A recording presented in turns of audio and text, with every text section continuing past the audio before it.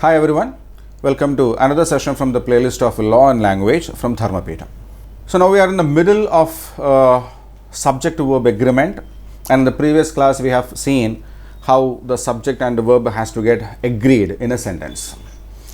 So naturally there would have been a doubt, and some had even asked it, like how by adding SES or IES a verb can become singular, right?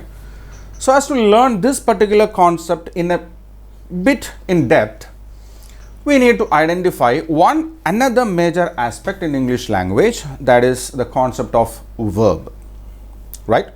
So if you listen to this session perfectly and then try to understand what we were discussing in the last session, now you will get a clarity. So verb, what do you mean by a verb? What do you mean by a verb? So in lower sessions in the school, the teachers might have told us that an action word is called a verb.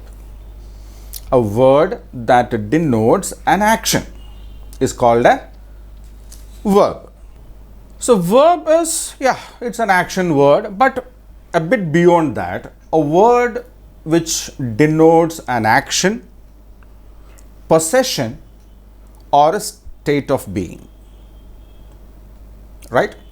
An action, possession means ownership, a state of being. So verb is a word which can denote three of these. It can denote an action, it can denote a possession, it can denote a state of being. Right?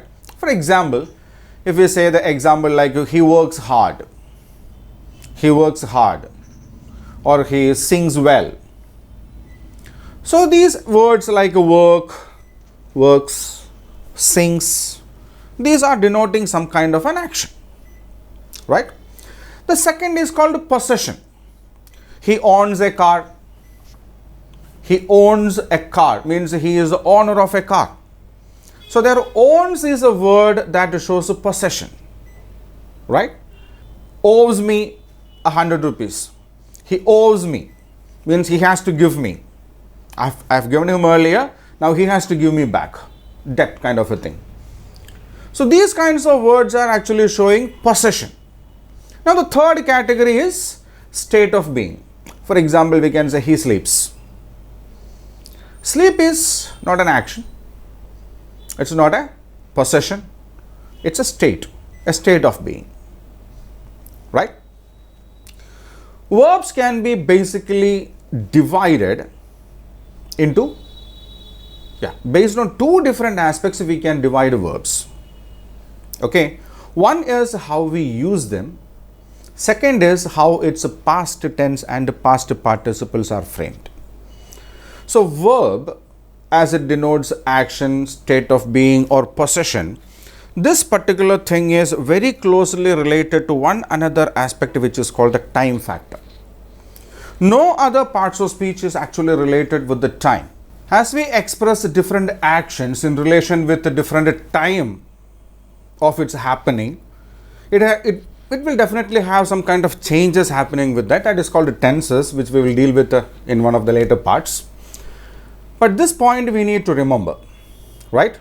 So tenses or the time factors is affecting verbs very much in a sentence, right? Now, so how a verb creates or frames its past tense and past participle form. This is one way by which the verbs are classified, right? So based on this, we have two kinds of verbs. One is called regular verbs, another one is called irregular verbs. So we know basically if we have to create a past tense of a verb, what we usually do is nothing else but we add ed. For example, we have a verb walk, W-A-L-K, walk. If we have to frame its past tense or past participle form, what do? We just add ed. Walk becomes walked. Past tense is walked, past participle is also walked. Jump, J-U-M-P. If we want the past tense of this particular word, what we do? We just add ed. Jump becomes jumped. Past participle form also is jumped. Right? So this is one way by which we frame the past tense or a past participle form of the verb. So these kinds of verbs, of which the past tense and the past participle forms can be framed just by adding ed to the root verb, we call them regular verbs. Regular verbs. Right? So regular verbs are concerned, we frame their past tense and past participle by adding just ed to the root word. Right? So obviously the first one being regular verbs, the second category is obviously the irregular verbs. So how do these irregular verbs frame their past tense and past participle? What is the way by which the irregular verbs frame their past tense and past participle form? There are different ways. There are different ways by which an irregular verb can frame its past tense and past participle form. First way is called internal change. So what happens here is the word has got a set of letters. Instead of adding ed and all these kinds of things, this irregular verb will make an internal change, either shuffling the letters or removing some letters and adding another letter. These kinds of things will be done by this irregular verb to create its past tense and past participle form. Right? For example, we can consider eat. Eat. E-A-T. So what is the past tense of eat? Is it eated by adding ed? No. Eat is a verb which forms its past tense by shuffling its letters. E-A-T is shuffled into A-T-E and then adds en, eaten, for its past participle form. Right? Then we can have drink. D-R-I-N-K, drink, present tense. Past tense, drank, D-R-A-N-K. So the I is replaced with A to form its past tense. Past participle, drunk, D-R-U-N-K. So I is replaced with A is replaced with U, so as to frame the past tense and the past participle form. Then we have sleep, S-L-E-E-P. Past tense, slept, S-L-E-P-T. So in the present tense form, we have two E's there. One E is removed and a T is added at the end. Sleep, slept, slept. Right? So these irregular verbs, the first method of creating its past tense and the past participle form is nothing else but by making some internal changes in its spellings. That is one method. Another method is replacing. The word itself will be replaced with a new word. For example, we can say go. Go. G-O. We do not add ed to that to frame its past tense, good. No. We do not make any internal change in the spelling like og, og. No. The entire word is put aside and go, the past tense is went, W-E-N-T. The word is replaced with another word. And we cannot find much words in this particular category as well.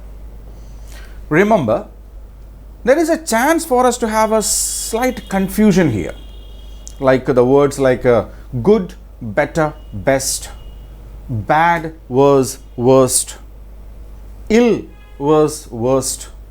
Remember, they are not verbs, right?